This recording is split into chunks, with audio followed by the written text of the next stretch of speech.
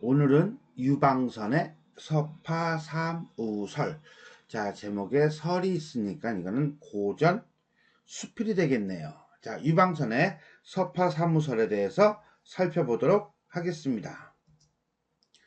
이 작품은 서거정이라는 사람이 편찬한 동문선이라고 하는 책의 98권에 수록된 수필입니다. 이립이 의인하여 친구로 삼은 양수, 뿔잔, 칼의 세 가지 사물에 심화된 의미를 부여한 후 그가 임금을 보좌하여 올바른 정치를 펼치기를 기대하는 내용이 담겨져 있습니다. 자, 사물의 속성으로부터 대장부, 남자가 지녀야 할 덕목을 이끌어내는 발상이 참신한 느낌을 주며 라고 이제 사물의 속성을 통해서 덕목을 끄집어내니까 이거는 유추의 사고방식이 되겠네. 구체적 사물이나 사건의 이치를 밝히고 글쓴이 자신의 의견을 서술함으로써 독자들이 미처 생각하지 못했던 내용을 깨우치는 것을 목적으로 하는 설의 특징이 잘 드러난 작품이다. 자, 일단 우리는 소재적인 측면에서는 이 세 가지가 있겠죠. 근데 이 세 가지의 특성을 통해 사람의 덕목을 끄집어낸다니까 여기로 넘어가는 유추, 요 과정을 두 번째로 봐야겠죠. 그 다음에 서술 방식으로는 아마 요걸 봐야 되지 않겠나 싶기도 합니다. 물론 요거는 박스 보기로 나올 수 있겠지요. 자, 그럼 이게 수필이니까 뭐 한번 다 읽고 그 다음에 해석하기보다는 바로 본문 해석으로 들어가도록 하겠습니다. 서파사무는 나의 벗 이립이 스스로 지은 호의이다. 아하, 그러니까 이립이 지은 자신에 대한 벼로에 대해서 소개하고 있네요. 근데 서파사무가 뭐야? 세 명의 친구인데 하여튼 이립은 남다른 호걸이다. 호걸, 영웅호걸 할 때 많이 쓰는 거죠. 지혜와 용기가 뛰어나고 기계와 풍모가 있는 사람으로서 이립에 대한 글쓴이의 평가가 나오고 있다 라고 볼 수가 있겠습니다.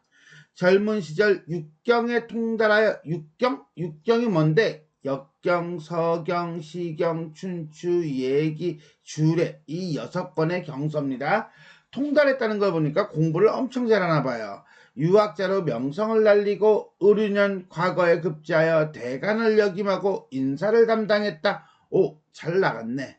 10년 동안 벼슬을 하면서 공적과 명성이 현저한다는 건 남들보다 뚜렷하다 뭐 이런 거겠죠. 하늘이 낸 인재라고 하겠다. 또 한 번의 평가가 나오고 있네요. 기해년 가을 두둥 1419년이라고 합니다. 벼슬에서 물러나 남쪽으로 돌아와 영천의 서파리에 살면서 이거구나 이거 서파삼우 할 때 요거 스스로를 서파삼우라고 했다. 근데 여기서 말하는 사무란 양수, 뿔잔, 쇠칼이다. 그럼 양수는 뭔데? 라고 했더니 양수라고 하는 것은 자 문질러서 불을 내게 하는 물건이래요. 그러니까 요즘으로 얘기하면 부싯돌 정도가 되지 않을까 싶어요. 자, 여기까지는 서파삼우의 의미. 그는 이렇게 말했다. 내가 벗과 떨어져 혼자 살게 된 뒤 자신의 처지 즉 벼슬을 그만두고 서파리에 낙향한 뒤로 사람들은 나를 벗으로 삼으려 하지 않고 나 역시 굳이 사람들을 벗으로 삼으려 하지 않네. 이런 사람은 성격이 참 스스로가 왕따를 시키는 스스로가 자기 자신을 소외시키는 그런 사람인가? 근데 굳이 그렇게 얘기하진 마시고요. 여기서 뭡니까? 그렇죠. 벼슬과 속세에서 벗어난 삶을 살고 있다. 이렇게 보는 게 맞을 거예요. 지금은 이 세 가지를 벗으로 삼아서 이 세 가지가 뭡니까? 그렇죠. 양수, 뿔잔, 쇠칼. 양수로는 불을 지피고 뿔잔에 술을 담으며 쇠칼로 회를 떠서 혼자 술을 따라 마시네. 취하면 배부르고 고기 잡고 벼농사 짓는 시골에 살면서 자신의 삶에 대해서 구체적으로 설명해주고 있는 거예요. 자, 이런 거에 대해 불만이야? 아니야, 만족해. 왜? 요순 시절 같은 태평성대를 구가하고 있대요. 자, 요순 시절이라고 하는 건 중국의 요나라 임금, 요임금과 순임금 이 다스리던 시절로서 태평성대를 누리던 시절로 평가를 받고 있습니다. 그러니까 한마디로 요순 시절과 같은 태평성대를 구가하고 있다는 것은 지금 나의 삶에 대해서 만족한다, 만족하지 않는다. 만족한다는 것을 보여주고 있죠. 이것이 내가 벗으로 삼은 까닭이니 무엇을 이 세 가지를 벗으로 삼은 까닭이니 자네는 이 뜻을 글로 지어 설명해 주게 그래서 나는 이 글을 쓴다. 뭐 이런 거겠죠. 결국 뭐예요? 지필 동기 제시. 자, 여기까지는 이립이 서파사무라는 벼로를 지은 이유. 계속 가봅시다. 나는 이렇게 생각한다. 여기서 말하는 나는 누굽니까? 그렇죠. 글쓴이죠. 이건 작가예요.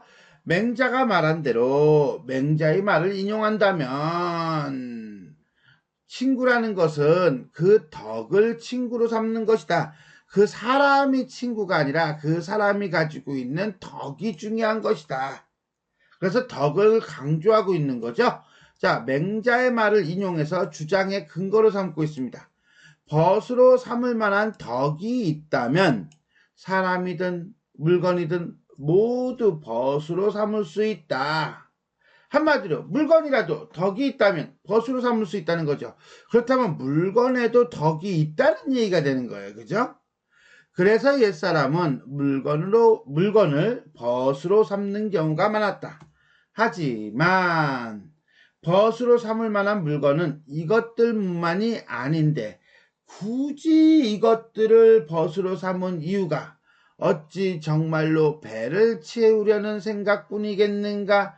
분명히 이 립이 사물을 벗으로 삼으려고 한 이유가 있을 것이야 라고 하는 서리법을 통해서 얘기하고 있는 거예요. 그것은 아마 자네가 겸손하게 말한 것이리라. 자, 결국 여기까지는 이립의 말이 겸손하다는 작가의 평가가 되겠습니다. 내가 보기에 양수는 불을 얻는 도구이니 일단 불을 얻어서 꺼뜨리지 않으면 그 빛이 두루 비치지 않는 곳이 없다. 그렇죠. 이 양수가 지닌 덕은 바로 온 세상을 비춘다는 거예요. 일단 마음의 덕을 밝혀서 이때 마음의 덕이 뭐겠습니까? 그러면은 불이죠 뭐. 이렇게 봐야죠.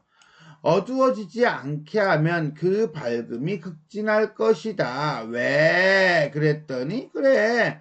두루 비치는 덕을 가지고 있으니까.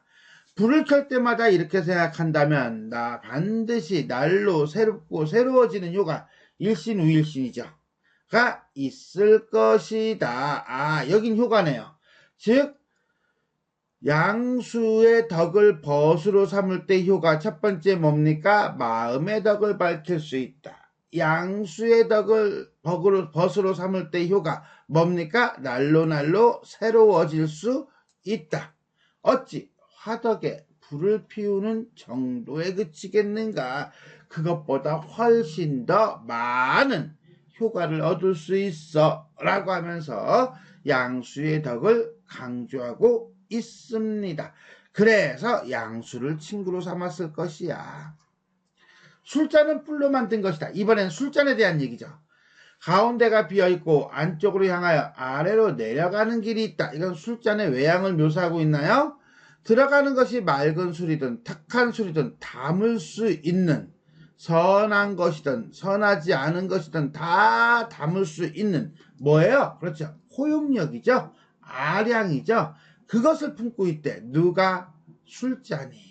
그래서 이건 술잔의 덕은 바로 뭡니까? 호용력이네요. 그 그릇을 사용하는 사람이 그 덕을 생각한다면 그 덕이 어떤 덕인데? 그렇지. 포용력이죠. 반드시 넓은 마음으로 선을 좋아할 것이야. 이것이 바로 술잔을 벗으로 삼을 때의 효과가 되겠습니다. 어찌 석잔을 연거푸 마시고 인사불성이 될 걱정이 있겠는가? 없어. 왜? 이런 걸 키우기 위해서 술잔을 친구로 삼았으니까. 다음은 칼이죠. 칼로 말하자면 쇠로 만든 것이다. 그 분위기는 가을에 걸맞고 그 덕은 예리함에 있다. 그 예리함을 사람에게 사용한다면 한나라 진평이 고기를 잘 썰어서 뭐 한 거야? 그렇지. 백성들에게 골고루 나눠준 거야. 뭘 가지고? 그렇지. 칼 가지고. 즉 공평할 것이야. 이게 바로 칼의 덕목이죠. 뭐야? 공평함. 그 예리함을 정치에 사용하면 뭐야? 그랬더니 판결을 정확하게 내릴 수 있을 것이야. 이게 칼의 덕목이죠. 뭐? 결단력. 그 칼을 쥐고 용도를 살펴 여유 있게 칼질을 할 수 있을 것이야. 그런데 어찌 감히 나를 막을 수 있겠어? 결국은 칼의 덕을 통해서 얻을 수 있는 효과는 바로 뭡니까? 요런 게 되겠지요. 이렇게 본다면 안으로는 자신을 수양하는 방법과 밖으로는 백성을 다스리는 도리가 이 세 가지 물건에 갖추어져 있다. 결국은 이립이 이 세 가지 물건을 벗으로 삼은 이유는 이 세 가지 물건에는 뭐가 있어? 그렇죠. 유교적 덕목이 있다는 거죠. 그럴 것이야. 이렇게 되는 거야. 자, 여기까지는 이립이 양수, 뿔잔, 칼을 벗으로 삼은 이유에 대한 작가의 생각이라고 보시면 되겠습니다. 공자가 말한 익우와 익우, 유익한 벗과 맹자가 말한 상우, 존경하는 벗은 모두 이것을 가리키는 말이 분명하다. 역시 인용인가요? 이러한 사람이 이러한 벗을 얻었으니 이러한 벗이 뭔데? 서파사무. 벗을 고르는 방법을 안다고 하겠다. 그가 벗에게 취한 장점이 어찌 사소한 것이라고 하겠는가? 사소한 것이 아니야. 서리법. 그리고 보니까 이 글은 참 서리법이 많이 나와요. 훗날 임금의 부름을 받아 대신의 자리에 오르면 관원을 등용하고 내쫓아 온 세상을 아름답게 다스려서 위로는 임금의 교화를 돕고 아래로는 역사에 이름을 남길 것이야. 누가? 이립이. 그래서 뭐야? 이립에게 거는 작가의 기대가 나타나고 있습니다. 정치를 잘할 거야. 그렇게 된다면 이 세 벗의 도움을 받지 않았다고 할 수 없을 것이다. 도움을 받았다고 봐야 한다. 뭐 이런 거죠. 자, 여기까지는 자신에 대한 수양과 백성을 다스리는 도리가 담긴 세 가지 물건. 뭐예요? 양수, 뿔잔, 칼. 그리고 이립에 대한 기대감이 나타나고 있습니다. 대장부가 이 세상에 태어나 때를 만나고 못 만나는 것은 하늘이 정해진 운명이다. 비록 그렇긴 하지만 지금은 성스럽고 밝은 임금이 위에 계셔서 현실을 긍정적으로 보고 있네요. 군자의도가 나날이 새로워지고 있으니 어진 이들이 함께 나아가야 할 때이다. 한마디로 지금이야말로 이립이 관직에 오를 만한 상황이다. 이제 올라가야지. 뭐 이런 거야. 내 어찌 기뻐하지 않을 수가 있겠는가? 또 서리법이네. 괄목 상대할 날을 기다리겠다. 괄목 상대 눈을 비비면서 다시 한번 너 이렇게 변했어? 와 굿작 하는 상대편을 본다는 뜻으로 재주나 학식이 그만큼 깜짝 놀랄 정도로 많이 늘었다를 일컫습니다. 자, 여기까지 이립에 대한 기대감이라고 보시면 되겠습니다. 자, 이렇게 해서 우리는 유방선의 서파 사무설 행간 및 전체 구절을 살펴보았습니다. 자, 그러면 전체 한번 정리하도록 하겠습니다. 자, 고전수필이고요. 설에 해당합니다. 전반부는 체험이고요. 후반부에서는 의미를 심화시켜요. 자, 양수, 뿔잔, 칼이라는 세 가지 물건을 벗으로 삼은 것에 대해서 배울 점입니다. 자, 세 가지 산물에서 유추적으로 바람직한 삶의 자세를 추출할 수가 있다. 자, 사무는 양수, 뿔잔, 쇠칼이다.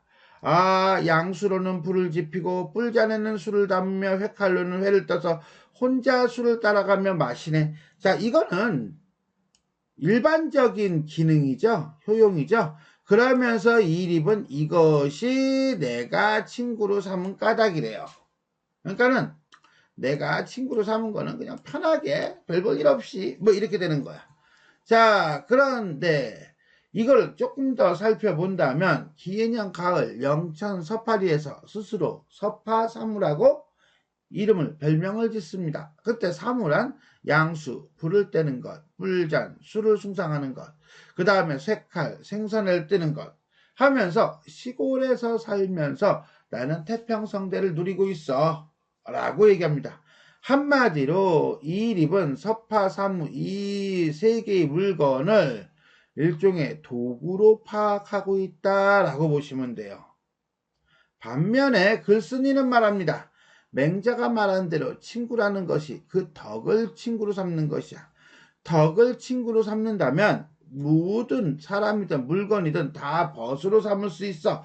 결국 여기서는 나는 뭘 보겠어? 덕을 볼 거야. 물건 자체를 보는 게 아니야. 기능을 보는 게 아니라 덕을 볼 거야. 라고 하면서 양수는 그 빛을 두루 밝히지 않는 곳이 없어. 두루 비추지 않는 곳이 없어. 이게 양수가 가지고 있는 덕이야. 이 덕을 사람에게 적용해서 마음의 덕을 밝힌다면 어둠이 없을 거야. 그리고 이 덕을 사람에게 밝힌다면 날로 새롭고 새로워지는 효과, 일신, 우일신의 효과가 있을 거야. 이게 양수의 덕이야. 술잔? 아, 술잔은 맑은 술이든 탁한 술이든 전부 다 담을 수 있는 도량을 가지고 있어. 이게 술잔의 덕이야.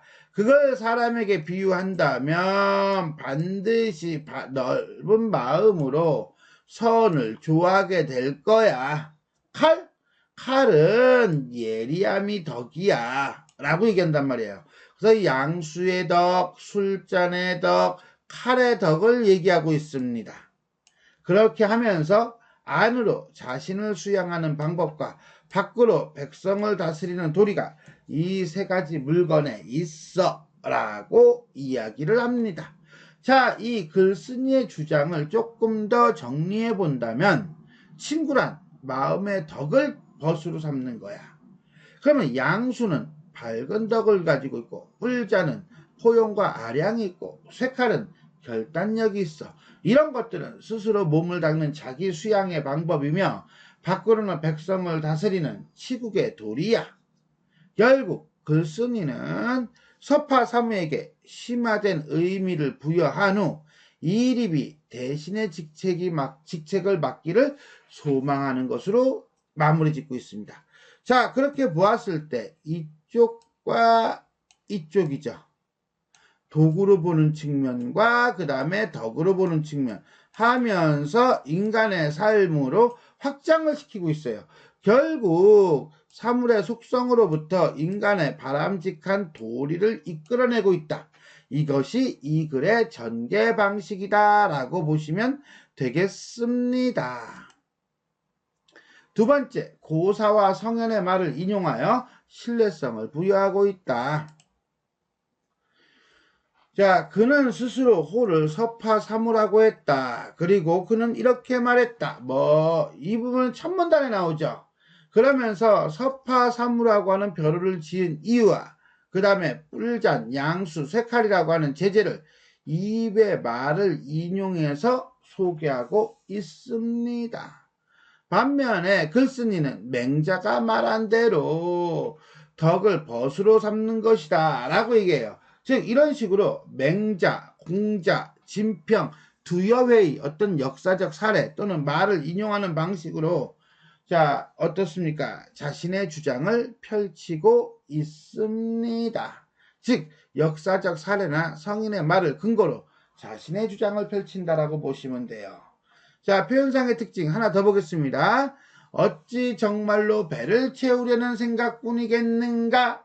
라든가, 어찌 그치겠는가? 라든가, 어찌 걱정이 있겠는가? 라든가, 어찌 막을 수 있겠는가? 라든가, 이런 식으로 의문문의 형식을 통해서 또는 질문의 형식을 통해서 또는 서리법을 통해서 의미를 강조하고 있다라고 볼 수 있겠습니다. 가정, 훗날 대신의 자리에 오르면 아주 해피할 거야 라고 해서 자신의 버신 이립이 나중에 관직에 오를 기회를 얻어 역량을 발휘할 것을 바라고 있습니다. 자, 이렇게 해서 우리는 유방선의 서파 사무설에 대해 살펴보았습니다. 지금까지 내용이 도움이 되셨다면 좋아요와 구독 버튼 눌러주시고요. 알림 설정 부탁드리겠습니다. 수고하셨습니다.